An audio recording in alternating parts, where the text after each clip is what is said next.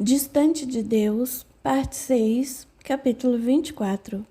Já no outro dia, aguardava ansiosamente a chegada de Antonino, que nem bem apontou na porta e eu já fui interpelando. Vamos agora, Antonino, vamos, pois acabei de chegar, respondeu-me sorrindo. Envergonhado, tentei contornar a situação.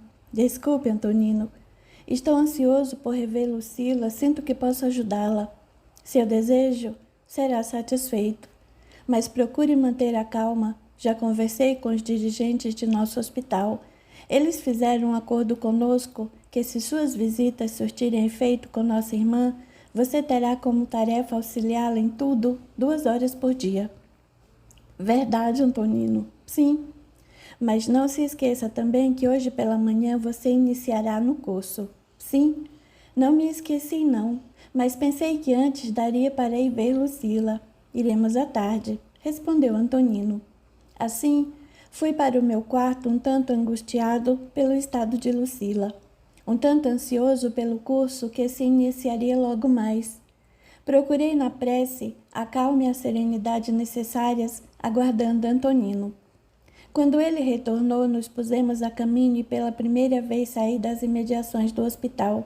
Estranhei e perguntei a Antonino. Pensei que esse curso se daria no grande salão de palestras. Não, Fábio.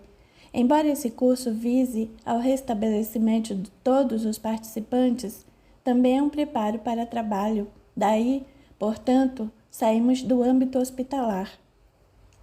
E conversando amigavelmente andamos bastante, mas não senti cansaço como seria natural devido à distância. Quando chegamos, a visão daquela escola me deslumbrou. Um gigantesco edifício de um material transparente e translúcido, mas que impedia a visão de seu interior, algo difícil de explicar e até de entender.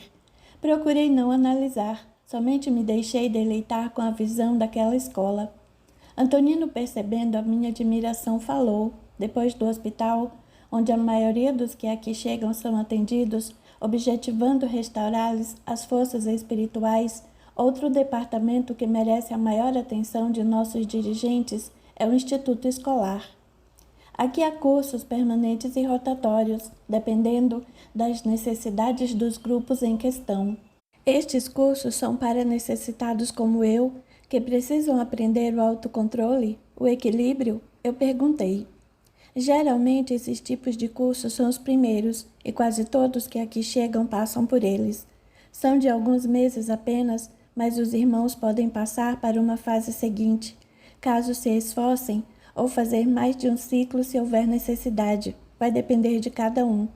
Os cursos seguintes visam ensinar aos irmãos como se manterem energicamente, dispensando o alimento através da respiração controlada, bem como cuidar de sua própria higiene.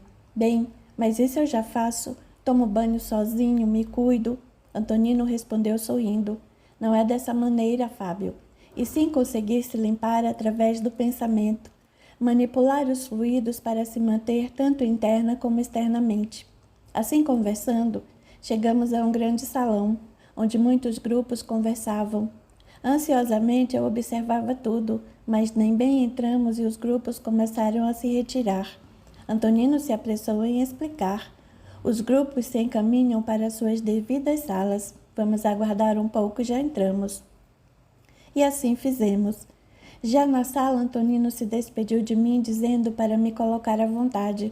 Fiquei meio sem ação, pois imaginava que ele ficaria comigo, mas logo descartei a hipótese como absurda, pois ele deveria ter muitos afazeres, não iria me pagiar a vida toda.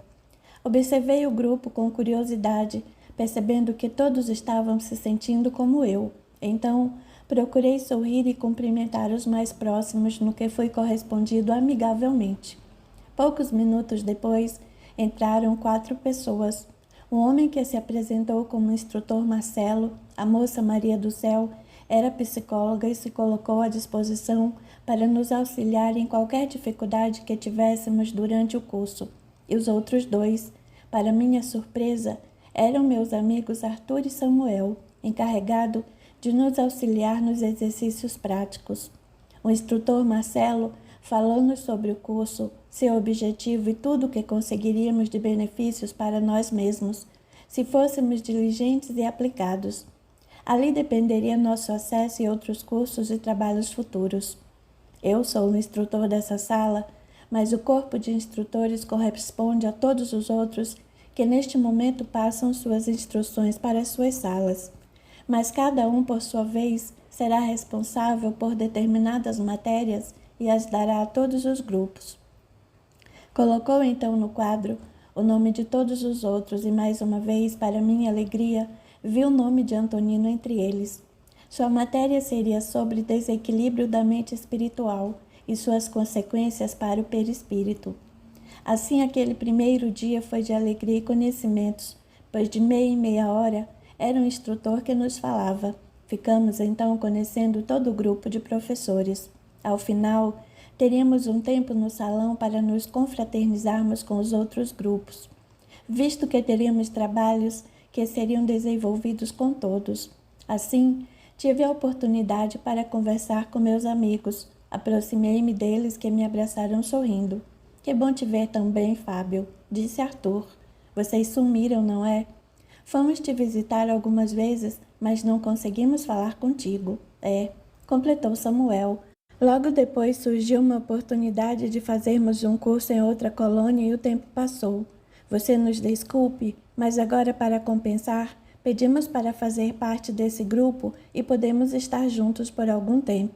Vocês é que pediram? Eu perguntei. Sim, Fábio. Achamos que seria o momento ideal. Podemos auxiliar, inclusive, nas tuas lembranças. Antonino nos disse que você passou por um tratamento nesse sentido, não é? Sim, mas só lembrei algumas coisas imediatas. Acreditamos que, aos poucos, o restante virá à tona. Como já passamos por isso e estamos ligados por fatos passados, vamos poder te auxiliar. Vocês me deixam comovido. Pelo jeito, vou continuar dando trabalho a vocês. Fábio, nós gostamos de você sinceramente. Não nos custa auxiliar no que pudermos. Depois, você também vai poder fazer muito em trabalhos futuros e queremos estar juntos. Somos muito ligados à nossa irmã Maria, tua avó. Trabalhamos juntos. E sei que você também vai querer fazer parte desse grupo. Com certeza, eu respondi. Então, vamos nos preparar. Ah, exclamou Samuel. Tem alguém aqui que você vai gostar muito de ver. Saiu por uns momentos e logo retornou com um rapaz alto, louro, muito vistoso e simpático, pois vinha cumprimentando a todos pelo caminho. Para minha grata surpresa, quase gritei quando ele chegou próximo. Walter? Walter, é você? Eu não acredito. Ele, sorrindo, respondeu. E aí, primo? Quem diria que nos encontraríamos deste lado, hein? Bem se diz que até as pedras se encontram. Walter, não consigo acreditar que é você. Por que não nos encontramos antes? Pensei muito em você nestes anos todos. Eu também, Fábio. Vi muito do que você passou lá na cadeia. Depois perambulei muito com grupos viciados, buscando satisfazer a necessidade da droga. Nessas condições, esquecemos de todos, até dos familiares. Às vezes era arrastado até minha mãe, devido à saudade que ela sentia. Mas percebia que assim que chegava perto ela passava muito mal. Até Marlene às vezes ficava mal. Sentia que era minha presença, então fugia feito louco de casa e me juntava novamente ao grupo. E íamos atrás dos drogados para usufruir as drogas que eles usavam. Neste martírio, presenciei a morte de muitos por overdose. Fiquei muitos anos nessa vida. Até que, já não aguentando mais, sentindo-me extremamente doente, roguei a Deus por socorro, e adivinha quem veio me auxiliar? Vó Maria. Você não sabe quanto trabalho eu dei onde fiquei. Cheguei a fugir uma vez. A necessidade das drogas era muito grande. Vó Maria teve muita paciência, foi me buscar. Eu não queria voltar. Disse-lhe que ficaria com os amigos, pois o processo de desintoxicação era muito demorado e doloroso, que preferia me acabar daquela forma mesmo. E ela respondia: querido, ninguém se acaba, você não vê? Que adianta ficar se torturando assim, você não sofre? Sim, vó, é lógico que eu sofro. Pois então, Walter, por que não enfrenta o tratamento? Se for sofrido, pelo menos você pode estar certo que terá fim. Já isto aqui, falava designando o grupo, não terá fim. a menos que cada um aceite lutar pela sua melhoria. Eu me calava então, sabendo que ela estava certa, mas sem coragem de segui-la. Ela me dizia então: Walter, vou ficar com você então, eu te amo e não vou abandoná-lo. E assim, durante algum tempo, Vó Maria seguiu-me de perto. Não se afastava um segundo sequer. Observava cada ação daquele grupo, fatos que me envergonhavam muito por ela estar ali vendo. Aos poucos, fui tomando consciência do quanto mal fazíamos aos jovens dos quais nos aproximávamos para sugar as emanações das drogas que eles usavam. Com extrema necessidade, aproximei-me de um adolescente, quase um garoto ainda, e colei-me aos seus centros de força, procurando sugar o máximo possível. O jovenzinho, no afã de se satisfazer, não dava conta de usar para ele e para mim, e desmaiou. Larguei-o muito assustado, pois não queria ser responsável pela sua morte. Minha avó me olhou cheia de piedade, aproximando-se do garoto extenuado, passou a lhe aplicar passes, até que ele se restabeleceu. Carinhosamente procurou orientá-lo. Meu menino, olha o que faz contigo. Não tem dó desse corpinho que Deus te deu para progredir, levar uma vida digna? Se ame, meu menino. Que será de tua mãezinha que te aguarda no lar ansiosa, olhando no relógio e orando a Virgem por ti? Ampara-se em Jesus, criança. Liberte-se desse vício nefasto que ameaça te trazer para sofrimentos atrozes. Segue adiante que a vida tem muito a te oferecer. O garoto, embora já consciente, registrou tudo o que lhe foi dito, caindo em um pranto dolorido e, para minha surpresa, não só eu chorava, mas muitos ali do meu grupo, que passaram a ver minha avó, antes invisível para eles, choravam juntos. Deste dia em diante, decidi segui-la e muitos daquele grupo também, e estamos juntos até hoje com a graça de Deus. Passei por um longo tratamento, mas por estar decidido não foi tão difícil quanto eu pensava. Consegui a libertação. Hoje trabalho e estudo. Sou ajudante de um dos grupos como Samuel e o Arthur. É o meu primeiro trabalho desse tipo e estou muito feliz. Sabia que iria te encontrar aqui, por isso não tive pressa em vir antes. Fiquei surpreso e feliz em reencontrar o meu primo. A lembrança que trazia dele era deprimente e ali estava ele, esbanjando saúde e alegria. Eu pensei, meu Deus, como nos enganamos nos apegando tanto às coisas terrenas. Tantas lutas pelas aquisições, tantos desencontros e sofrimentos para nos encontrarmos todos ali, cada um procurando a sua cura interna, através do autoconhecimento, do estudo esclarecedor e do trabalho construtivo. Por que esquecemos de todo esse preparo quando encarnamos?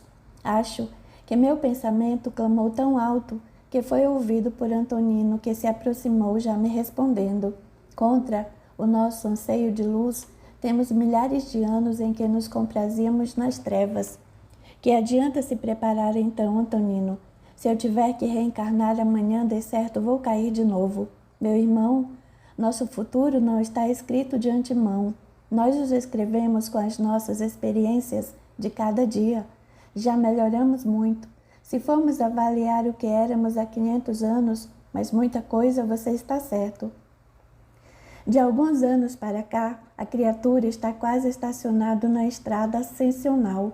Há uma ideia paralisando as iniciativas dos homens nesta direção, que é o materialismo. A maioria pensa que o maior poder sobre a terra é o dinheiro, o recurso criado pelos homens para melhor dividir os bens de consumo. Subiu ao status de senhor, escravizando a quantos se deixam iludir pelo seu brilho falso. Quando alguém parte daqui, vai com grandes expectativas, pois foi bem preparado. Mas assim que veste o corpo carnal e os sentidos que o eu antigo despertam, em vez de combatê-los, antepondo o que foi aprendido aqui, se deixa arrastar pela corrente materialista que percorre todos os recantos da terra. A quem culpar por isso, senão a si próprio, que se deixou mais uma vez ser enganado? Mas a hora final se aproxima, quando toda árvore que não foi plantada pelo alto será arrancada pela raiz. Assim será com o materialismo que ousa tomar o lugar de Deus no coração dos homens, fomentando o orgulho e o egoísmo. Chagas que devem ser combatidas sem cessar, para que o Evangelho do Mestre possa fluir sem mácula. E estas ideias perniciosas tentam ainda barrar-lhe o caminho, mas quem pode barrar a luz?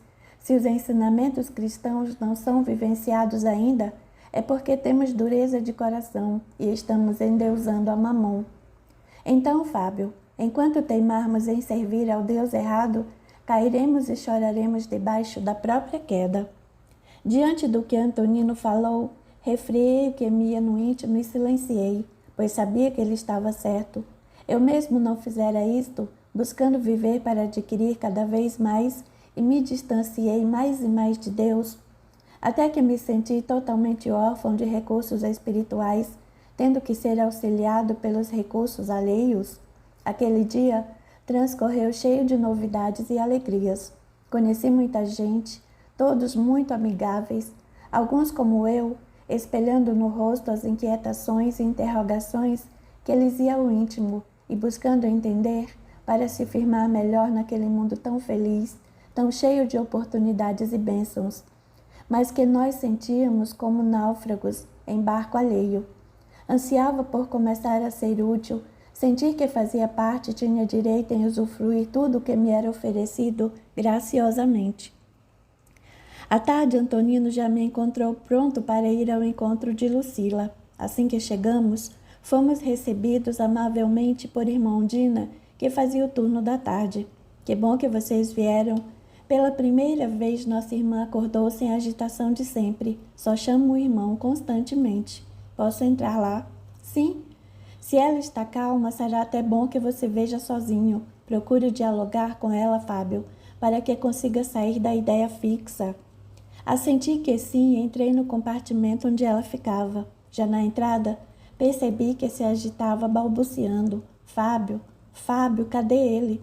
Aproximei-me devagar, intimamente orando, para que conseguisse conversar com ela. Sabia que Antonino estava atento do lado de fora, então eu estava confiante. Lucila, sou eu, Fábio. Fábio? Onde você está? Eu não te vejo. Peguei a sua mão, passei a outra em seus cabelos, falando baixinho. Aqui pertinho de você, abre os olhos. No esforço conseguiu. Olhava ao redor, procurando discernir onde estava, até que seus olhos pousaram nos meus. Percebi que ela lutava para sair do torpor. Assim que conseguiu, fixou-se em mim, abrindo extremamente os olhos. Fábio, é você mesmo? Sim, Lucila, sou eu. Onde andou? Red te prendeu? Ele me disse que eu jamais tornaria a te ver. Como você pode ver, ele se enganou. Fábio, tenho medo de que ele me leve de volta. Ninguém vai te levar daqui, Lucila, não tenha medo. Você não sabe? Falava num tom desvairado. Ele sabe onde estamos, tem cúmplices. Alguém pode me delatar. Se ele souber onde estamos, vai nos prender novamente. Lucila, não se agite. Olha, eu estou aqui, ninguém vai nos prender. Ele me acusou de assassinar nosso filho, Fábio, foi terrível. Esquece isso, Lucila. Na época não sabíamos o que fazíamos, depois o nosso filho já nos perdoou. Não, Fábio. Ele é um bebê ainda, não sabe perdoar, só chora. Ele é um espírito, Lucila, e já nos perdoou. Escuta, é ele que chora, preciso achá-lo. Calma, Lucila, ninguém chora, é sua imaginação. Fábio, o Red me levou lá, onde eles matam bebês, foi horrível. Eu queria sair, não conseguia. Onde, Lucila? Lá onde fomos, eu e você, onde matamos o nosso filho. Red me obrigou a ficar lá muito tempo. Toda hora chega gente para assassinar as crianças, é horrível, Fábio. Os bebês chegam chorando, pedem misericórdia, pedem, mas ninguém escuta. Eu escuto o seu choro, as mães não ouvem. Eu gritava para elas, pare, não machuque seu filhinho, ele está com medo. Mas ninguém me ouvia, e as crianças morriam, muitas. Não quero mais ver essa cena, não quero ouvir as crianças chorando. Entrando em desespero, ela começou a gritar. Red, me tira daqui. Não quero ver os bebês morrendo, é horrível, por favor. Não sei sair. Prometo que não vou fugir. Não vou atrás do Fábio. Red, pelo amor de Deus, me leve daqui. E gritava muito. Antonino e irmão Dino entraram correndo já com a medicação. Eu, aproveitando os minutos, pois sabia que logo ela dormiria, falei. Lucila, Isto já passou faz muito tempo. Não se culpe tanto pelo aborto. Nosso filho já nos perdoou. Encontrei-o aqui. É um rapaz maravilhoso que nos ama muito, acredite. Aquietou-se como por milagre. Você o encontrou, Fábio? Sim, Lucila, encontrei. Já é um rapaz. Como cresceu tanto? E falava coisas desconexas, mas se mostrava aliviada e foi falando até dormir. Traga-o aqui. Eu quero abraçá-lo, pedir perdão. Eu amo muito, não quero que ele chore mais. Enquanto falava, Antonino amorosamente tirava os cabelos de sua testa e a beijava. Ante o quadro comovedor, não pude evitar as lágrimas que corriam. Fiquei ali um tempo, segurando suas mãos e rogando a Deus por ela, por nós. Assim que saímos, Antonino falou. Foi muito bom ela ter desabafado. O que ela contou sobre Red é verdade? Perguntei eu. Sim. Depois que o entregou ao Cérbero para castigá-la, ele aprendeu naquela clínica de abortos onde estivemos. Antonino, ali me falando daquilo, era como por demais constrangedor. Ele, notando meu embaraço, se apressou em esclarecer. Fábio, cada caso é um caso. Como o reencarne foi uma decisão minha, não precisava ficar ali naquele momento. Não senti o trauma. Caso contrário, teria que ficar por alguns anos em tratamento. E naquele momento, minha presença junto de vocês era muito importante.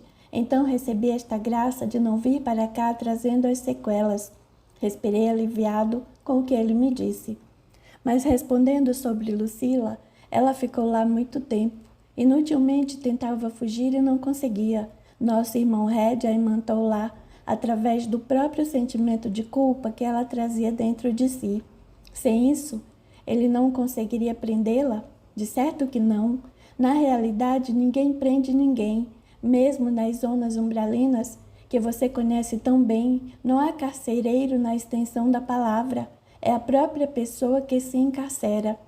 Os secazes do crime, como Red, Cérbero e tantos outros, apenas detectam as chagas morais da criatura e as exploram, até dominar por completo aqueles a quem querem fazer o mal. Liberte-se o ser do seu mal íntimo, libertar-se também de qualquer prisão que o contenha. Fábio, você quer aproveitar para visitar seus dois amigos, Aloísio e Brandão? Oh, sim, Antonino, gostaria muito de revê-los. Assim nos dirigimos para a enfermaria masculina, em tudo idêntica à feminina. Até aqueles compartimentos plásticos separados, alguns irmãos lá também existiam. No entanto, notei que era bem maior que a feminina, e com muito mais pacientes. Indaguei a Antonino. Por que há mais homens que mulheres nas enfermarias, Antonino? As mulheres, pela própria condição materna, dos filhos, a lhes exigirem carinho e atenção, não desperdiçam tanto tempo como o homem. Este, muitas vezes, ainda que bem casado, assim que dorme sai à procura de aventuras. Já a mulher mãe, mesmo no desprendimento pelo sono, não descuida dos filhos. Então, meu irmão, muitos são pegos de surpresa pelo desencarne. A maioria de nossos irmãos acha que sustentar a casa e os filhos já é o suficiente. E muitos nem isso fazem, sobrando aos ombros das mulheres a tarefa da casa, da educação dos filhos e até do sustento que deveria ser a tarefa do parceiro, enquanto uma boa parte dos homens passa os dias no botequim da esquina, se viciando em bebidas degradantes no jogo e criando laços com entidades do invisível que acabaram por levá-los à derrocada espiritual. Quando chegam aqui, quem utilizou melhor o tempo? A mulher se engrandeceu na tarefa nobilitante do lar e do sustento para os pequeninos, e alguns dos nossos irmãos, o que trazem ao chegar aqui, senão perispírito totalmente contaminado, ligações infelizes, desacertos que levarão anos para o devido reparo. Assim conversando, nos aproximamos dos meus amigos Brandão e Aloísio. Brandão estava bem. Lia no momento em que o abordamos. Antonino perguntou, como está hoje meu irmão? Ele, demonstrando melancolia, não deu conta da minha presença. Estou me esforçando, irmão Antonino. Ainda me sinto muito mal. Isso passará sem dúvida. E o livro? O que está achando? É tudo muito novo para mim. Tenho certa dificuldade em entender outra coisa. Acho tão incrível que custo acreditar. Espichei a cabeça para ver o que ele estava lendo. Era o livro dos Espíritos. Antonino continuou esclarecendo com paciência. O irmão pode ter certeza de que tudo que está escrito aí é a mais pura verdade. É um roteiro seguro para o conhecimento de nosso patrimônio espiritual. As dificuldades que eles apresentam ao entendimento, com o tempo e a perseverança irão se esclarecendo. Mas veja, trouxe-te um amigo que ansiava por te rever. Meu Deus, quem diria, se não é o caipira? Então, também se encontra aqui? Sim, Brandão. Pela benevolência de muitos, fui socorrido neste hospital. Só você não é? Pois pelo que me contaram, fomos todos trazidos para cá no mesmo dia. Realmente, foi isso que aconteceu. Eu nada vi, pois nos últimos tempos do cativeiro já não percebia quase nada. Aliás, o que me animava um pouco era ver você sempre lúcido, pois o Aloísio jamais se deu conta de si naquele lugar. E disse apontando para um compartimento igual ao de Lucila. Até hoje parece que ainda não se deu conta de si. Ele está aí? Perguntei. Sim. Sofre pesadelos terríveis, segundo me informaram os enfermeiros. Já cheguei a me levantar daqui e ir até lá para tentar conversar com ele, mas qual? Chamei, ele e nada percebeu. Mas você, pelo visto, reagiu bem, pois está com boa aparência. Eu lhe falei. A sua está bem melhor, rapaz, apesar dessas feias cicatrizes. Porque ainda está assim, vê? E apontava para si próprio. Não sou mais vermelho e nem tenho aquele horrível inchaço que me deformou o corpo todo. Realmente, quando lembro como você estava enorme, não dá para acreditar em sua recuperação. Ele deu uma gargalhada e retrucou. Também não é assim. Se estivesse tão bem, já teria saído daqui. Aquilo que se passou lá com o Cérbero, não ligo muito, não. Neste mundo que encontramos ao morrer, é assim mesmo, uns fazendo mal para os outros. É a sobrevivência, meu caro. Não guardo rancor contra ninguém, não. Acredito que é por isso que a minha aparência melhorou muito. O que passei lá, deixei lá atrás mesmo. Mas se você ver o pobre do Aloísio, parece que saiu de lá ontem. Está do mesmo jeito. A cabeça enorme, dá até pena. Cada um reage de uma forma. É o que me diz Antonino, o Dr. Alberto e o Dr. Cássio. Acho que é isso também. Vejo você muito bem, mas ainda traz cicatrizes feias no corpo. Eu já não tenho nenhuma marca visível do que passei, mas por vezes a angústia e a insegurança me tocam fundo. Já o Aloísio traz as marcas físicas e a consciência totalmente apagada. Acho que de nós três, ele é quem mais sofre, disse eu. Sem dúvida, respondeu Brandão. Antonino disse-me para chamá-lo pelo nome. Então, Fábio, gostaria que você viesse mais vezes para conversarmos. Preciso entender melhor esse livro, apontando o volume de O Livro dos Espíritos. Quem sabe você não possa me auxiliar. Eu também estou aprendendo, Brandão. Ainda agora iniciei um curso em que estudaremos este livro e outros mais. Virei com muito prazer te visitar todos os dias. Tenho que vir na enfermaria feminina visitar Lucila e assim que sair de lá passo aqui para estudarmos juntos. Você a encontrou aqui? Perguntou-me ele. Contei-lhe então tudo o que sabia sobre o que ela tinha passado e as condições em que se encontrava. Deve estar sofrendo muito, não é? Gostava realmente dela, pois isto dava para perceber. Aliás, foi só por isso que eu ajudei. Sim, Brandão, ainda gosto muito dela. Quanto a sofrer, procuro confiar em Deus, pois tenho certeza de que ela irá melhorar. Se eu e você conseguimos isso, por que ela não? Ele, soltando aquela sonora gargalhada de quem está de bem com a vida, falou. Se nós tivermos jeitos, ela também terá sim. Depois entrei no compartimento para visitar Aloísio. Realmente, continuava como no dia em que foi trazido. Dava pena e um certo horror notar sua cabeça imensa, na qual os olhos quase sumiam. Estava totalmente imobilizado na cama, pois se agitava muito. Orei por ele e me despedi do Brandão, buscando o caminho do meu quarto, a fim de repousar, pois estava exausto pelas emoções que passara. Capítulo 25. A partir daquele dia me dividi entre Lucila, Brandão e o curso. Ela, pouco a pouco, ia melhorando. A cada dia me pedia pela presença do filho, mas Antonino dizia que ainda não era o momento de contar-lhe. Juntos, eu e ele, nos revezávamos para atendê-la. Às vezes parecia uma criança aprendendo. No dia em que ela, pela primeira vez, tivemos autorização para levá-la ao jardim, foi uma festa. Ela não se cansava de elogiar as flores. De cada qualidade pedia uma, que eu e Antonino corríamos para satisfazê-la. Quando retornou à enfermaria, trazia um lindo buquê, que colocou orgulhosamente na cabeceira da cama, dizendo que ele faria companhia até a nossa volta no dia seguinte. Às vezes ela tratava Antonino com tanto carinho e com tanta familiaridade que eu desconfiava que lá no seu íntimo ela já sabia ser ele o filho abortado. Todos os dias, ao sair dali, visitava o Brandão.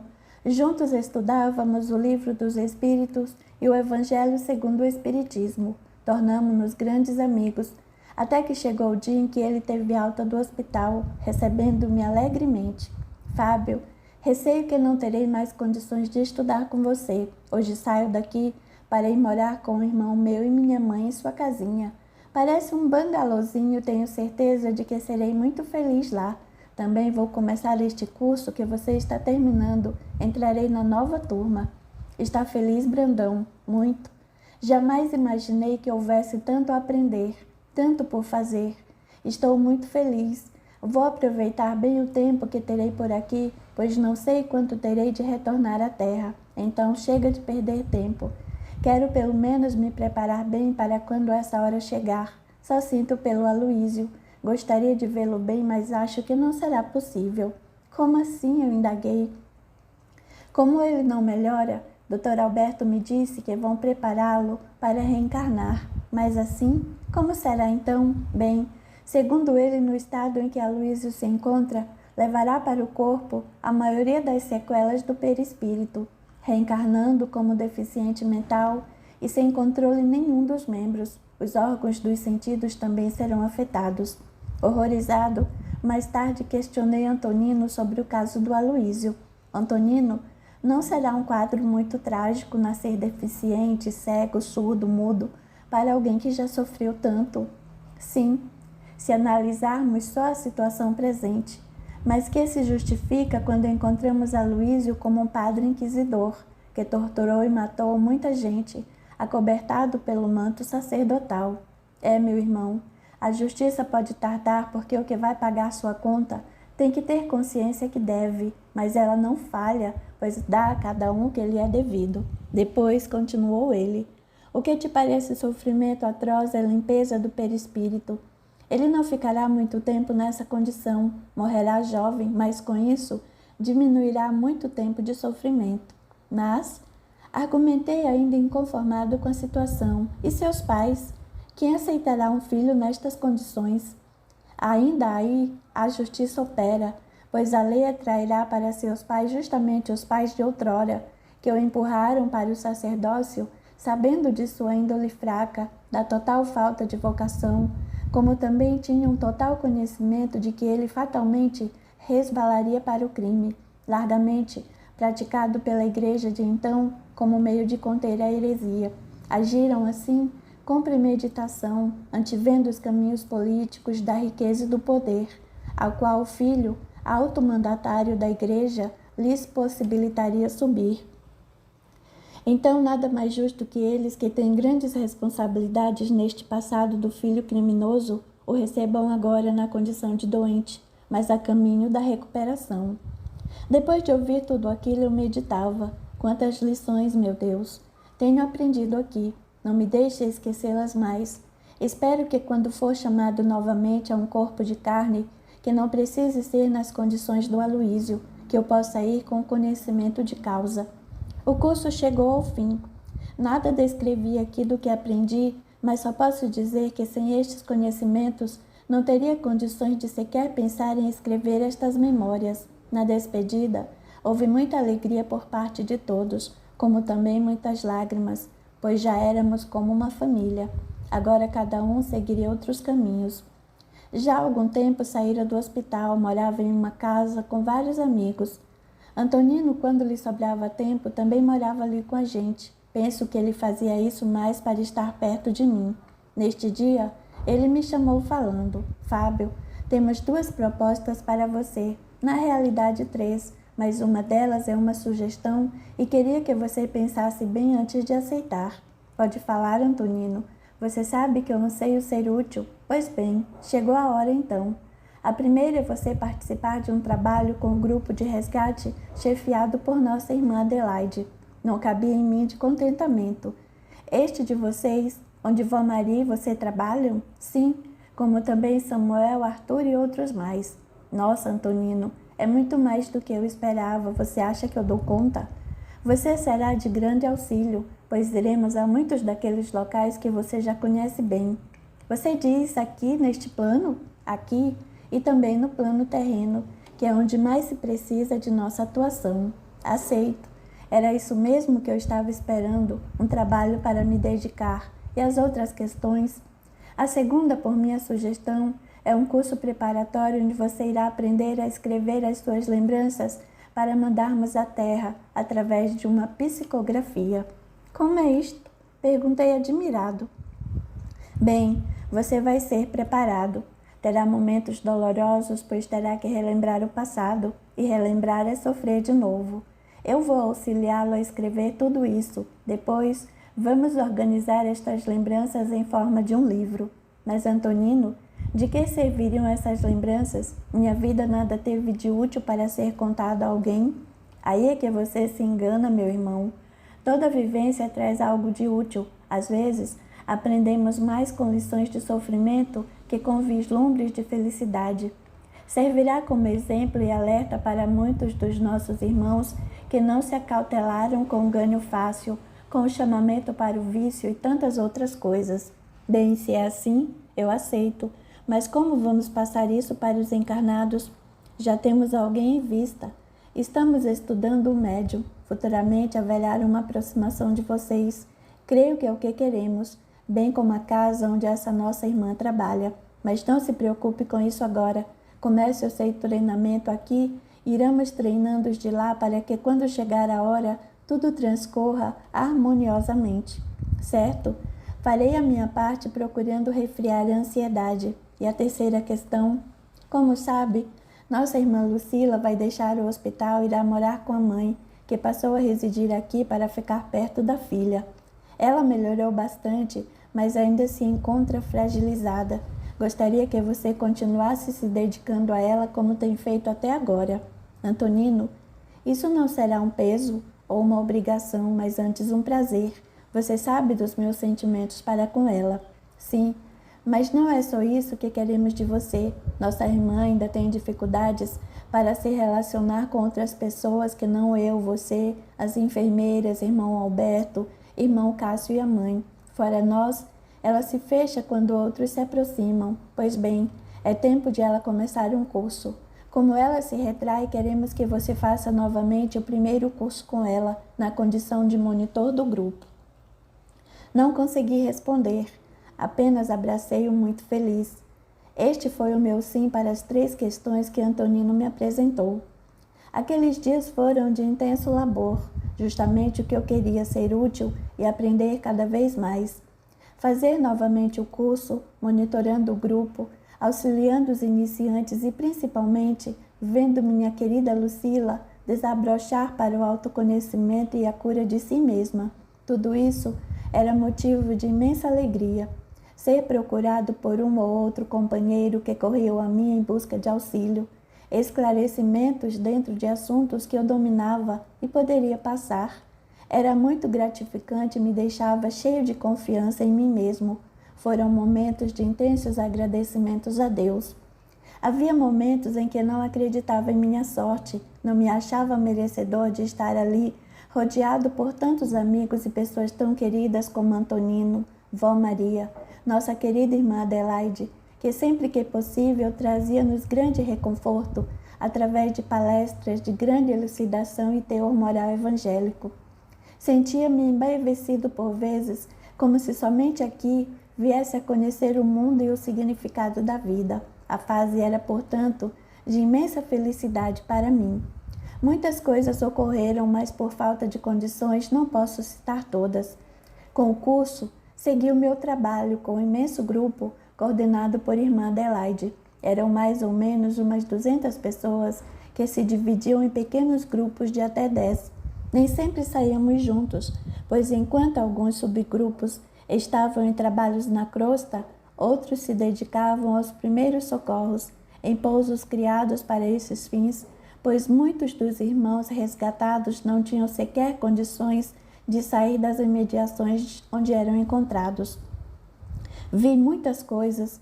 No início, nós, os primários, ficávamos nestes postos. Então, eram trazidos irmãos em estados variados, a maioria denotando grandes sofrimentos por conta dos vícios a quem estavam entregues. Era de estarrecer o número de jovens cada vez mais crescente. Chegavam em grupos. As gírias eram tão pesadas que parecia uma outra língua que não a nossa. A maioria tinha dificuldades em aceitar a morte física. Nunca tinham parado para pensar nessas babaquices de outro mundo, como diziam. Certa feita, chegou um destes grupos que andava junto há muito tempo, vampirizando suas vítimas, encarnados viciados igual a eles, que acabou por se imantar uns aos outros. As ideias e os sentimentos eram tão iguais que pareciam vários corpos com as cabeças ligadas umas às outras. Fiquei chocado e penalizado com a condição desse grupo.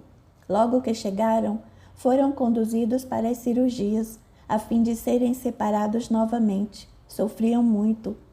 Com o tempo, passei a ir com o nosso grupo, que era chefiado por Antonino. Voltando novamente àqueles locais tão conhecidos, meu coração se apertava de angústia. E somente a oração sincera me auxiliou a recobrar o equilíbrio e o bom ânimo para seguir adiante na tarefa. Um dia, veio um pedido de socorro para um grupo que tinha caído nas entranhas da terra. Tratava-se de um precipício terminando num buraco profundo, de onde se ouviam lamentos e choros de cortar o coração. Estes irmãos lá se encontravam presos já há algum tempo. Por intercessão maior, seriam socorridos. A própria irmã Adelaide se achegou em outros companheiros, pois o trabalho era delicado. Exigia irmãos experientes e muita prece, pois o ambiente era por demais insalubre. Tínhamos que ir revezando. À exceção de alguns poucos, a maioria de nós não conseguia permanecer nas bordas do buraco por muito tempo. Dele exalava um gás enegrecido com cheiro putrefato bastante venenoso. Irmãos preparados para este fim se aprontavam para descer. A roupa era de um material especial para repelir os gases densos que tentavam tenazmente se enroscar no que quer que dali se aproximasse. Lanternas possantes foram colocadas nas superfícies de maneira que incidissem luz para o fundo. Esta luz ia queimando aquelas emanações. Aquele buraco parecia não ter fim. Assim, foram horas de trabalho penoso, até que um daqueles irmãos puderam ser içados de lá. Digo irmãos, porque sabíamos ser gente que de lá saía, porque na aparência isso não se revelava. Antes eram formas amontoadas, totalmente enroladas por aquela massa negra de onde saíam gemidos incessantes. Imediatamente foram conduzidos à enfermaria, onde a própria irmã Adelaide com outros irmãos começaram a limpá-los. Esse material desconhecido na terra lembrava uma massa de piche. Puxava-se incessantemente e ela teimava em voltar ao lugar. Diria que tinha nascido ali, não fosse sabermos que por baixo encontravam-se irmãos como nós. Com auxílio dos passes dos irmãos e também daquele maquinário que emitia as luzes desintegradoras, eles finalmente ficaram limpos da massa negra. Mas o que surgiu também não estava em boas condições. Semelhante à maioria do que aqui são socorridos, eram irmãos esqueléticos, cobertos de úlceras que exalavam forte odor. E nesse emaranhado de sofrimento, qual não foi a minha surpresa ao reconhecer em um deles o Celso, aquele antigo companheiro da transportadora que me detestava, sentimento este recíproco. Aquele que já aqui na espiritualidade me encontrou certa vez e desvairado me acusou de tê-lo assassinado. Estremeci ao reconhecê-lo e, sem intenção, analisei a minha situação e a dele. Meu coração se encheu de piedade. Tentei falar-lhe, mas irmã Adelaide advertiu-me. Fábio, não adianta. Ele sequer tem condições de reconhecê-lo. Não reconhece nem a si mesmo. Mas se quer mesmo auxiliá-lo, comece rogando ao Pai por ele. Envie-lhe seus melhores sentimentos. Ajude-o a voltar a ser o que era, a entender onde está. Faça o que estiver em seu alcance para que, quando ele relembrar o passado, não tenha mais motivos de considerá-lo inimigo. Entendi a advertência de nossa irmã e percebi também que a vida estava me dando a oportunidade de refazer o passado. Prometi a mim mesmo me dedicar de coração aberto a este irmão. Sabia que não ia ser fácil, mas faria o que estivesse em meu alcance. E assim, a partir daquele dia, comecei ali mesmo, naquele pequeno posto de socorro, a auxiliar o Celso. Prontifiquei-me a ser seu enfermeiro. Como nunca fazemos uma coisa somente, ajudei a todos naquela enfermaria. E à medida que cada um ia melhorando, pude reconhecer muitos do grupo de Red, muitos daqueles que o seguiam confiantes em sua chefia, sentindo-se seguros de si e que nada os abalaria. Hoje ali estavam carentes e sofridos, livres da prepotência do mando e do poder, náufragos da espiritualidade, pois ali chegaram sem rumo certo e sem bagagem. E só eram socorridos pela misericórdia de Jesus, que mais uma vez, comprovando a benevolência do Pai, não deixa nenhuma ovelha desgarrar-se do rebanho. Quando alguns dos nossos grupos recebiam a incumbência de vir à crosta, geralmente ficávamos muitos dias fora do nosso instituto. Então, minhas outras ocupações ficavam suspensas. Assim, nesse resgate que citei, como ficamos alguns dias, outro irmão ficou em meu lugar monitorando o grupo do curso, que nesta época já estava quase no final. Lucila já não requeria tanto minha presença, mesmo assim nossa despedida foi chorosa. Fábio, por que não fica? Você sabe como eu sinto a sua falta. Sim, Lucila, também sinto a sua, mas será bom para você. Tem estado muito dependente de mim. Antonino me aconselhou e eu mesmo concordei que você precisa se abrir mais. Tem muito potencial, mas se fecha em você mesma. Ah, nosso menino é muito mau. Desde que soube que Antonino seria aquele filho abortado, Lucila o tratava como nosso menino. Antonino ria a beça e demonstrava muito carinho por ela. Isso me deixava feliz e agradecido, pois sei que, em parte, ele age assim porque é este ser maravilhoso que eu amo muito. E, em parte, o faz por mim, pois não quero desgostá-la com nada, mas concordava com ele. Lucila precisava crescer, enfrentar desafios. Embora amando muito, era necessário afastar-me um pouco para que isto ocorresse. Esta é uma das causas por que assumi este trabalho nas enfermarias volantes. Assim, são chamadas porque se erguem onde são necessárias, e conforme os espíritos existentes nas redondezas, se têm condições, são recolhidos. Elas se deslocam para outro local, onde se começa tudo de novo. Gosto desse trabalho. Já reencontrei vários companheiros da falange do Red. Aliás, nossa irmã Adelaide levantou uma verdadeira campana à volta dos domínios desse irmão. Colocou estrategicamente essas enfermarias ao redor de seus domínios. Está como que isolando seu quartel-general. É assim que venho reconhecendo muitos dos antigos companheiros de quando era um dos tenentes do Red. Um dia, curioso com isso, e tendo a rara oportunidade de estar praticamente a sós com essa mulher maravilhosa, ousei indagar, apesar de minha condição ínfima. Irmã Adelaide, perdoe-me se sou indiscreto, mas como pertencia à falange do tenebroso Red marinheiro, sei a extensão de seus domínios. Conhecia estes lugares como a palma de minha mão, pois aqui cumpri muitas ordens dele. Por estas bandas, com meu grupo de comandados, constrangi muitos magotes de espíritos escravizados a caminhar léguas e léguas, horas levando-os para o Red, ora dele para algum outro dirigente, como oferta de bom relacionamento. Ela, como a interromper aquela enxurrada de lembranças amargas, cortou-me. Fábio, meu irmão, conheço toda a tua história, não é preciso relembrá-la, mesmo porque sinto que isto não te faz nenhum bem. Então fale o que te preocupa. A senhora tem razão. A simples lembrança do que eu fazia por estas bandas já me causa vertigem. Ela nada disse, mas sorriu docemente, me incentivando a continuar. O que me intriga é que conheço os domínios desse espírito.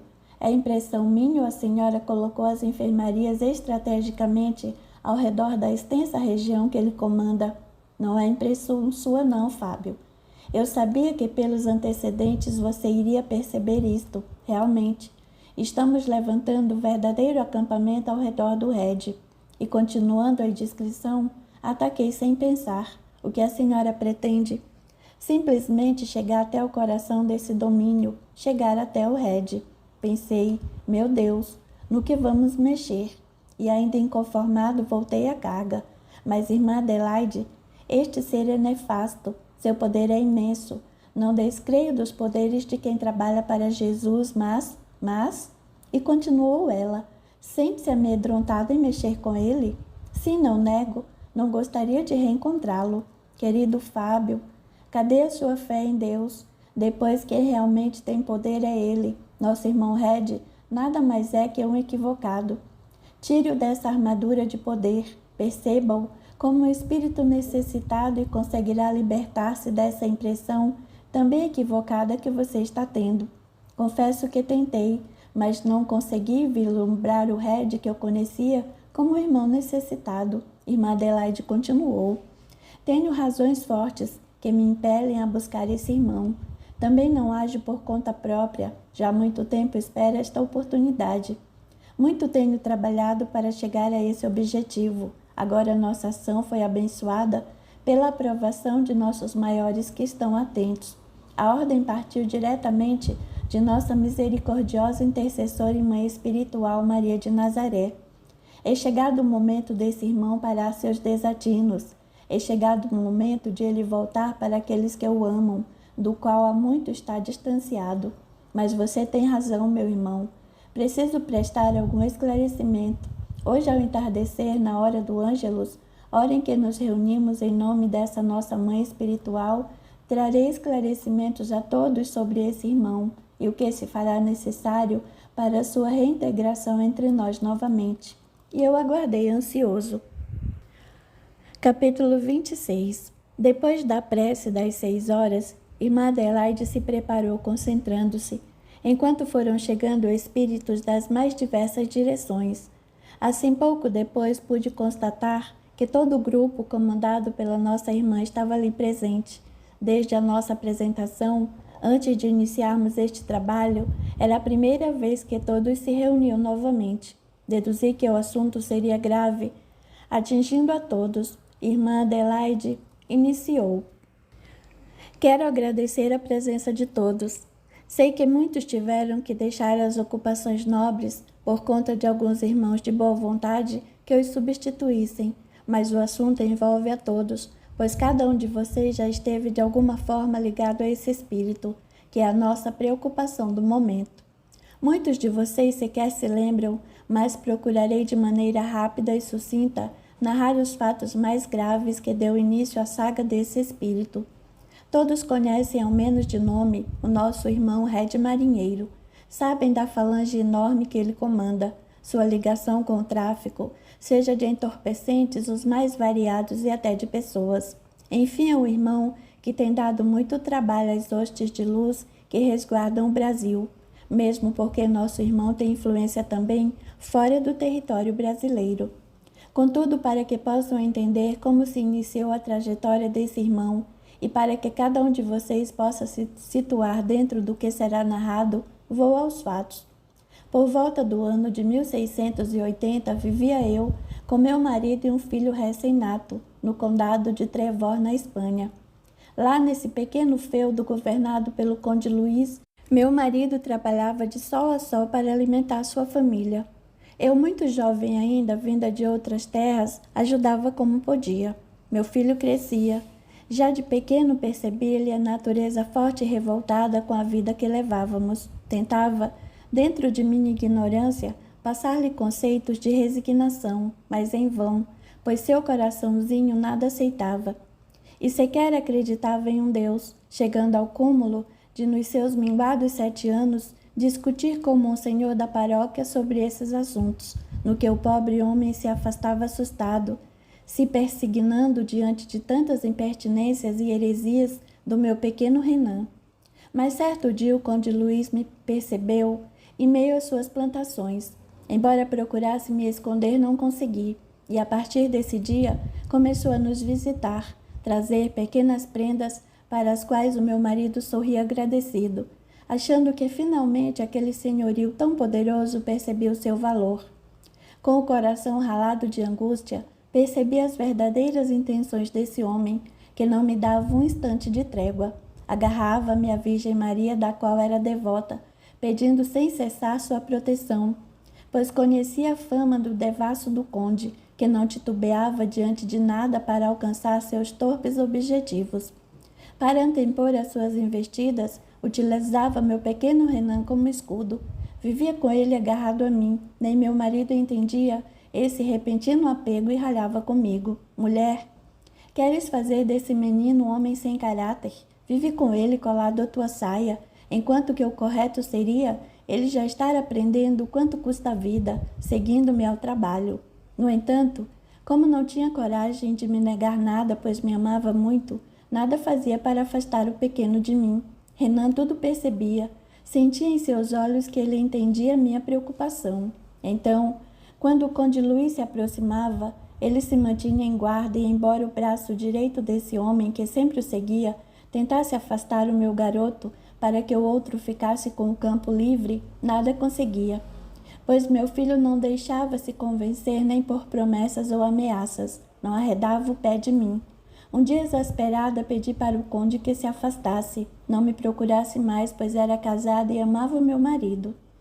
Creio que com isso assinei a sentença de morte de meu querido esposo. Não se passaram 3 meses quando encontraram-no morto no caminho de retorno à casa. Disseram que foram salteadores comuns, mas o meu coração me afirmava que fora assassinado pelo conde. Meu filho Renan também tinha essa certeza, pois passou a nutrir um ódio violento pelo conde seu secaz. Por algum tempo tive uma trégua. O conde era só gentileza, deixou-nos ficar morando ali. Eu e Renan passamos a trabalhar na lavoura, pois eu nada queria de graça. No meu íntimo ansiava por ir-me dali. Mas como? Não tinha dinheiro, ninguém a quem recorrer. Minha família era de outra cidade. Procurei guardar do mingado dinheiro que recebia alguma moeda, só que era muito pouco. Naquele tempo se trabalhava por troca de comida e casa. O dinheiro então era escasso para as classes pobres. Muni-me de paciência e continuei trabalhando, por mim e principalmente por meu querido Renan. Mas o tempo de sossego terminou e o conde voltou à carga. Agora, sem ter nenhum empecilho, se tornava dia a dia mais audacioso e insistente. Sem ter a quem recorrer, punha-me em prece, pois minha dignidade jamais me permitiria qualquer ligação amorosa, já que ele, além de casado, pai de inúmeros filhos no meu íntimo, sabia o assassino do meu marido. Eu resistia com toda a minha fibra moral. Já agora eram ameaças declaradas para que eu cedesse. Um dia, conversando com Renan, que na época contava com 12 anos, decidimos ir embora dali. Assim, naquele dia, trabalhamos normalmente e à noitinha nos preparamos. Fiz bolos, alguma coisa a mais para levarmos. Sairíamos na calada da noite, pois pressentia que se o conde soubesse, impediria nossa fuga. Mas Deus quis de outra forma, e assim que nos aprontávamos, o conde invadiu a nossa casa. Começou a me oferecer tudo. Depois, quando viu a trouxa arrumada em um canto, tudo denunciando nossa fuga, ficou possesso. Aos gritos chamou seu capataz: "Manuel, chega aqui, homem!" E agarrando brutalmente meu menino, jogou de encontro a ele, falando: "Leve esta peste daqui, que não quero vê-lo mais." Meu Renan gritava e esperneava, tentando se libertar e me socorrer, mas os braços rudes que o prendiam não permitiam que escapasse.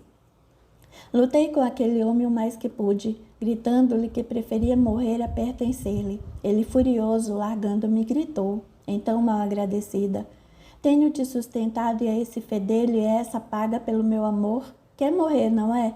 Prefere a morte aos meus braços, aos meus carinhos? Então terás a morte." Virou as costas e saiu, trancando-me lá dentro. Ouvi quando deu ordens ao seu lacaio: "Amarre esse fedelho à árvore e atei fogo à casa." Horrorizada, batia na porta, tentando sair, quando percebi o fogo já se alastrando pelo telhado. Sofri muito.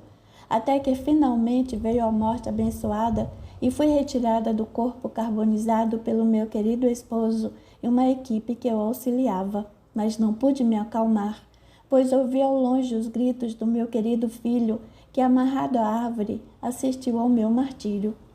Esse meu filho, meus amigos, é o nosso irmão Red. Até os 14 anos foi mantido encarcerado nas masmorras do Conde. Depois, por um acaso do destino, conseguiu escapar. Sem titubear, dirigiu-se ao porto, onde se escondeu em um navio que estava de partida. Só em alto mar ele foi descoberto. Naqueles tempos isso era comum, e o clandestino era imediatamente engajado à tripulação. Meu menino caiu nas boas graças do comandante daquele navio, que se compadeceu de sua história e o colocou a seu serviço. Este comandante vem a ser atualmente o nosso irmão negro. Por muitos anos, Renan serviu fielmente, chegando a ser seu braço direito e homem de confiança. E foi durante esta trajetória pelos mares que muitos dos irmãos tiveram contato com o Renan do passado, ou Red de hoje. Muitos o serviram como tripulantes. Cito nossos irmãos Arthur, Samuel e Fábio, entre outros.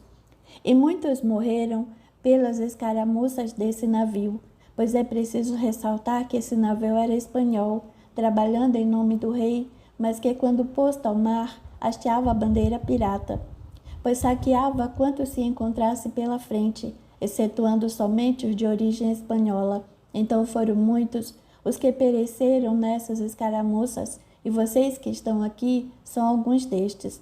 Mais tarde, com a morte do comandante, o posto passou a Renan, que o comandou até a idade de 80 anos, com mãos de ferro e vontade soberana. Já nesse tempo, adotaram o nome de Red, como era chamado por alguns marujos de origem inglesa, por ter uma grande cabeleira vermelha. Ressalto que com o início da escravidão, este navio também teve sua participação nesse mercado nefando. Vamos encontrar também alguns de vocês na condição de seres roubados da pátria para a escravidão. É o caso, por exemplo, de nossa querida irmã Maria. Ela, na época, era uma mocinha franzina, levada para a colônia de Portugal, hoje Brasil, com uma centena de outros escravos. Eu, Fábio, ouvi aquela narrativa da irmã Adelaide e minha mente como se abriu. Lembrava cada detalhe de minha vida naquele navio, as ilusões de um dia me tornar rico e voltar para a pátria. Com amargura constatava as muitas derrocadas do meu espírito. Culpava sempre pelo mesmo motivo, eu correndo atrás da riqueza. Contudo, voltara a ficar atento à narrativa, pois irmã Adelaide possui um verdadeiro imã na voz, que nos mantinham todos ligados sem perder uma palavra sequer, e nossa irmã continuou. Nessa época, havia no navio alguns rapazotes que, embora trabalhassem duro, eram folgazões e inconsequentes, se juntando nas algazarras. E assim pegaram a pobre mocinha para se divertirem, como eles mesmos diziam. A pobre criança fugia como podia, mas em cada canto que ia, mãos torpes a agarravam, deixando-a mais aterrorizada. Os rapazes, sem pensar nas consequências, com os sentidos inferiores latejando, mas corriam para pegarem a moça, e talvez por intercessão de algum ser elevado do invisível, agindo em nome de Deus, a pobrezinha escorregou no tombadilho, batendo a cabeça na murada e caindo inerte. Eles se atiraram contra ela em fúria, mas logo perceberam que estava morta. O comandante, sem dar a mínima importância ao fato, mandou que atirassem o corpo ao mar. Os rapazes guardaram, cada um de uma forma, o ocorrido, tendo ali o início de um remorso, que centenas de anos depois iria ser o principal motivo para as suas transformações. Eu ali no meio da multidão aturdido, lembrava-me perfeitamente do ocorrido. Sim, eu era um dos rapazes, um dos grumetes, os outros dois eram Arthur e Samuel. Ansioso percorri a multidão com os olhos e percebi que eles me olhavam também, sabiam de tudo. De repente deparei-me com a verdade. Aquela mocinha era hoje a minha avó. Não consegui conter o choro. Quando percebi, ela estava ao meu lado e sorrindo me abraçou. Então, Quando Arthur e Samuel me disseram que tinham encontrado alguém a quem fizeram muito mal, mas que já os tinha perdoado, era dela que falavam, minha avó. Foi a ela que se referiram, balbuciava, chorando sem cessar. Meu Deus, meu Deus. Calma, Fábio. Isso foi há muito tempo. De lá para cá curamos nossas feridas. Não se lembra de que foi meu neto amado? E continuava ali me abraçando. Arthur e Samuel, que se aproximaram, se ajuntaram a nós, abraçamo-nos e choramos muito. Todos observavam a cena, muitos tinham os olhos úmidos pelo pranto. Irmã Adelaide silenciou por alguns momentos, esperando que a calma voltasse aos nossos corações, e depois continuou. Como os irmãos podem ver, Deus dá aos seus filhos muitas oportunidades de se reajustarem, e a mais importante delas é a que nos une em laços de família. Bem, continuarei narrando a trajetória do nosso irmão Red. Havia um oponente também poderoso que igualmente singrava os mares, só que sob a bandeira inglesa. Mas da mesma forma que nosso irmão Red, quando havia interesse em jogo, esse capitão escondia a bandeira da pátria, hasteando em seu lugar a de pirata. Ambos se enfrentavam diversas vezes, visto que ora um levava a pior, ora o outro, mas nenhum se deixava bater. Assim eram inimigos que lutavam pelas mesmas presas, mas que se respeitavam, pois cada um sabia do potencial do outro. Este outro capitão vem a ser hoje o nosso irmão Esteves, dono da transportadora em que Fábio trabalhou. Hoje este irmão está extremamente envolvido no tráfico de drogas. Antes, quando capitão da fragata inglesa, buscava tirar proveito de cada situação. Hoje age da mesma forma. É um irmão que ainda não despertou para os valores morais e busca incessantemente a felicidade nos prazeres terrenos. E para manter esta pseudo-felicidade, envereda cada vez mais no crime, se comprometendo intensamente. Por diversas vezes, meu Renan, ou se preferirem Red Marinheiro, retornou ao condado de Trevor, buscando reencontrar o conde Luís para se vingar, mas felizmente nunca o encontrou. Assim que desencarnou, ainda no comando de seu navio, seu primeiro pensamento foi o de vingança contra os inimigos que me aniquilaram. Buscava-os sem cessar. Eu acompanhava sua caminhada procurando chamá-lo à realidade. Buscava incutir-lhe no coração a necessidade de perdoar, mas apesar de meus esforços, ele estava cego no ódio e não aceitava minhas sugestões. Repelia-me sempre. Em pouco tempo, muitos já o seguiam, pois aqui continuava com o mesmo vigor e poder, perante os quais muitos se dobravam a contragosto e outros pelo simples prazer de servi-lo. Assim Red foi se tornando cada vez mais poderoso, arregimentando uma falange imensa que crescia dia a dia, pois muitos que o serviram no mar, assim que se viam fora do mundo físico, se colocavam novamente sob o seu comando. Outros o procuravam pela confiança que tinham nele, pois se tornava cada vez mais conhecido na crosta espiritual, fama, aliás, que já tinha como capitão e o seguiu na espiritualidade. Encontrou o conde Luís e seu servidor Manuel em tristes condições, como eram seres destituídos de bondade. Assim que desencarnaram, se depararam com muitos inimigos. Estes os entregaram a Red com prazer. Muitos se engajando na sua falange, com o fim de assistirem aos tristes martírios que meu pobre filho aplicaria àquelas criaturas. Se nossos irmãos Luís e Manuel tivessem levado uma vida mais digna e não se distanciado tanto de Deus, conseguiriam ter escapado do cerco da falange de Red e de sua fúria.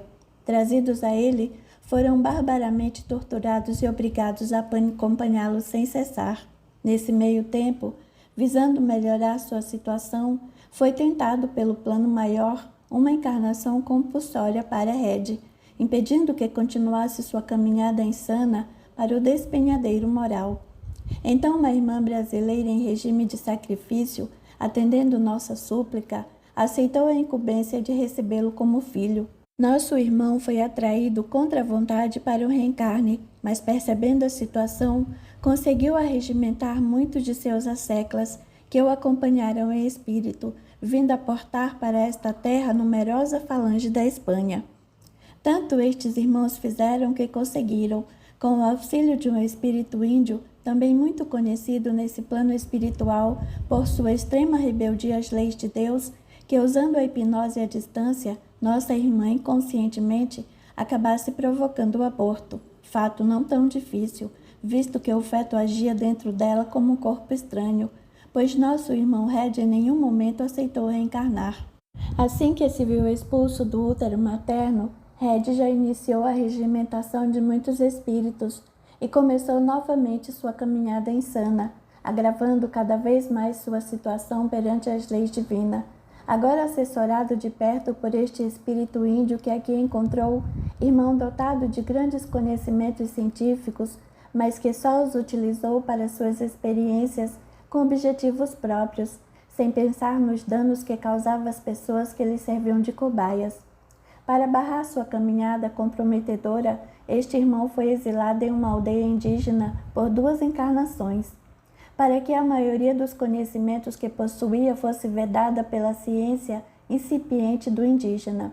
Mas assim que vinha o desencarne do irmão, que se auto-batizou como Cérbero, pela grande admiração ao animal mitológico que levava esse nome, nem bem retornava à espiritualidade, já tomava posse de parte de seu conhecimento, que o tem mais prejudicado que auxiliado, uma vez que a parte moral está muito aquém. Até o presente momento, nossos irmãos maiores têm evitado uma solução mais drástica, esperando que nosso irmão Cérbero desperte da rebeldia e perceba os seus erros. Mas voltando ao nosso irmão Red, assim que se aliou ao Cérbero, começaram estranhas experiências com nossos irmãos Luiz e Manuel, que foram pouco a pouco perdendo as características humanas, sofreram verdadeiras lavagens cerebrais, em que o sentimento de culpa pelos erros do passado foi a porta de entrada para aceitarem as sugestões infelizes de nosso irmão, Red e Cérbero. Hoje estão na triste condição de caninos e são os 2 animais que Red carrega para toda parte. Meus irmãos, como podem ver, a situação é muito delicada. Como se alastrou muito a influência dessa falange e como nossos irmãos encarnados agem desavisadamente, caindo cada vez mais cedo nos vícios, urge que auxiliemos de alguma forma para diminuir um pouco os fluidos pesados que ora envolvem grande região deste país, levando muitos a enlouquecerem na busca do entorpecente. Muitos são os desatinos que se têm cometido nos dias atuais por conta dos vícios. Fomos abençoados por Deus, e como cada um dos que aqui se encontram tem sua ligação com esses irmãos, como já foi dito anteriormente, recebemos a incumbência de iniciarmos uma limpeza em pontos estratégicos, retirando quantos espíritos pudermos dessa falange, para que com o auxílio redentor do Mestre Jesus, possamos chegar até nosso irmão Red, que é e sempre será para mim, meu querido filho Renan, bem como chegar também até o nosso irmão Cérbero. Vamos orar juntos, neste momento, para que Deus nos ilumine e direcione nossa ação.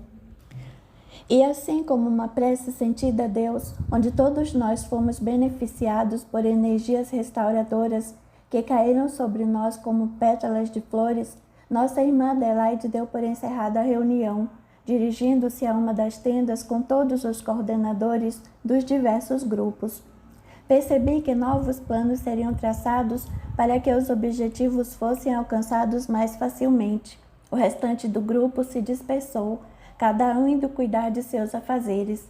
Eu me encontrava aturdido, pois uma avalanche de lembranças acudia à mente. Busquei um recanto a sós, tentando organizar os pensamentos. Repassei toda a minha trajetória no navio de Red.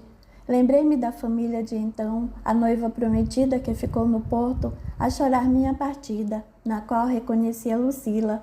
Acorreu-me à mente a vida dura no navio, a aridez daqueles homens que viviam brutalmente, na esperança de um dia aportarem na pátria de posse de algum tesouro. Enfim, todos sonhando com os dias em que pudessem deixar aquela vida. Lembrei-me dos escravos. Aquela foi a parte mais triste da minha vida no mar. Ouvir aqueles seres soluçarem dia e noite dava nos nervos, mas com o tempo as lamentações se misturavam com o barulho do mar e fingíamos não ouvir mais para aguentar. Depois do ocorrido com a menina escrava, passei a odiar aquilo, mas quando conversava com o comandante, falando de meu descontentamento, ele dizia que era só por algum tempo, enquanto não aparecesse uma rota promissora. Logo, logo, voltaríamos a piratear, pois isso sim era algo que dava lucro. Ouvi aquilo, mas no íntimo não acreditava, pois nada dava tanto lucro como as cargas humanas. Cada dia mais me sentia descontente com o trabalho. Procurava aliviar a penúria desses seres, levando-lhes água e comida, incumbência que assumi de boa vontade. Sabia que de outro fosse fazer, não levaria o necessário e também iria querer se aproveitar das mocinhas. Assim, assumindo a tarefa, impedi o quanto possível que aqueles negros fossem mais maltratados do que já eram. Foi assim que me tornei amigo de um rapazote escravo muito arredio de início, não aceitava conversa, mas aos poucos, com minha dedicação, consegui ganhar sua confiança. Ia-lhe ensinando algo de minha língua e ele retribuía fazendo o mesmo. Aos poucos, já dominava aquele idioma simples. Ele me contou que era um príncipe. Seu pai fora morto no ataque à sua aldeia. De sua mãe nada sabia. Percebia-lhe a revolta a contar seus costumes e a grandeza a quem estava destinado quando fosse rei, e agora era tratado igual a um animal. Todos os outros escravos o protegiam, ou pelo menos tentavam. Percebi que era por causa da hierarquia. Ali todos jaziam na mesma situação. Para nós, os brancos, eles eram todos iguais, mas entre eles havia distinção. Esse rapaz era um príncipe, futuro rei amado pelo seu povo. Percebi que ele tudo faria para fugir. Colocando a minha cabeça em risco, decidi auxiliá-lo. O comandante me estimava muito, pois numa escaramuça com o capitão inglês, eu salvara sua vida, levando um tiro no ombro em seu lugar, fato que me prostrou por vários dias na cama. Mas embora ele me devesse a vida, eu sabia que não aceitaria uma traição. Mesmo assim, a ideia foi tomando conta de mim. Dentro em breve, passaremos por algumas ilhas onde eu sabia que havia alimentos naturais. Fiz um plano de fuga para o meu amigo escravo, tirei-o do fundo do navio, onde ficavam os escravos, e o levei para um escaler, tudo isso na calada da noite. Já me preparava para soltar o pequeno bote com ele dentro, quando fomos descobertos. Talvez as coisas saíssem de outro modo. Eu até convencesse o capitão a soltá-lo, mas meu amigo, ao se ver descoberto, reagiu causando um grande estrago dentro do navio. Conseguiu tirar a arma de um marinheiro, ferindo-e a quantos se aproximavam dele. E o próprio comandante acabou levando um tiro de raspão. Eu fiquei em fogo cruzado sem saber se socorria o comandante ou se ficava ao lado do rapaz, cuja situação se complicou muito. Com o comandante ferido, todos correram para a proa onde nos encontrávamos, abrindo fogo sem cessar. Tanto o jovem escravo como eu tombamos ali, varados por 1000 balas. Ali terminou minha carreira de marinheiro. Fiquei pensativo, lembrando-me daquele rapaz onde estaria. Nem percebi que Antonino se encontrava ao meu lado sorrindo. Em dado momento, ele começou a se transformar e diante de mim surgiu o jovem escravo. Não conseguia acreditar. Ainda sorrindo, ele falou: meu irmão, teu gesto de amizade fez com que nos ligássemos. Abraçando-me, continuou: creio que essa ligação é para sempre, não? Com certeza, meu irmão. Respondi ainda surpreso e pensando em quantas surpresas a vida ainda me reservava. Capítulo 27. Irmã Adelaide intensificou o cerco às falanges de nosso irmão Red. Agora, os postos de enfermaria já se pareciam mais com postos de combates. Tais cuidados, os maquinários utilizados para guardar suas fronteiras. Uma imensidão de guardas protetores, tendo sempre apostos irmã Adelaide bem prevenida. Assim que Red começou a perceber a intervenção do mais alto, mandou suas falanges atacarem esses postos. Mas furioso, nada conseguia. Eu, por minha vez, já não ficava somente nas enfermarias, tomando consciência de imensas responsabilidades que me cabiam. Procurava auxiliar em todos os pontos. A miúde saía com Antonino e outros para desbaratar pontos de venda de drogas por encarnados. Nestes pontos, meus irmãos, o assédio inferior é imenso. Em geral, são os espíritos que comandam toda a transação. O encarnado não é mais que um joguete nas mãos dessas forças que não percebe e sequer compreende. Suas necessidades são aumentadas ao extremo. pois tem que alimentar o vício de um batalhão de espírito que os acompanha. É arrastando os incautos para as drogas que muitos espíritos se vingam do passado, quando foram vítimas desses que agora empurram para o vício, tornam-se presa fácil, sem vontade ou fibra para lutar contra a obsessão que se instala dentro de si, junto com a droga que ingerem. Outros acabam caindo por leviandade ou revolta contra situações que não querem suportar. Mas sejam quais forem os motivos, ao final, invariavelmente o que começou sozinho termina com uma vasta companhia de desencarnados. Assim trabalhávamos sem cessar, usávamos verdadeiras redes fluídicas para pescar aos montes muitos irmãos desencarnados. Sabemos a hora certa de agir. Assim que usavam bastante a droga, tendo os sentidos entorpecidos, nós os apanhávamos. Este trabalho era o mais simples, apesar dos perigos. O complicado era conscientizá-los. Posso dizer que usamos uma dezena de centros e sociedades espíritas preparados anteriormente para receber esses irmãos. Nosso posto de socorro central se instalou nesta casa, Sociedade Espírita Teresinha de Jesus, com outras sociedades e centros da região ligados aos trabalhos dessa sociedade em questão em nível espiritual. Sinto também a Sociedade Espírita Bezerra de Menezes, cuja direção espiritual abriu suas portas para que este trabalho emergencial pudesse acontecer. Então, levas e levas de espíritos nas condições de drogados foram levados a assistir em palestras e alguns mais lúcidos puderam também manter comunicação. Muitos trabalhadores não chegavam a entender o motivo, mas recebiam informações de parentes, amigos e outros que pediam a misericórdia de colocar nomes de irmãos viciados nas vibrações.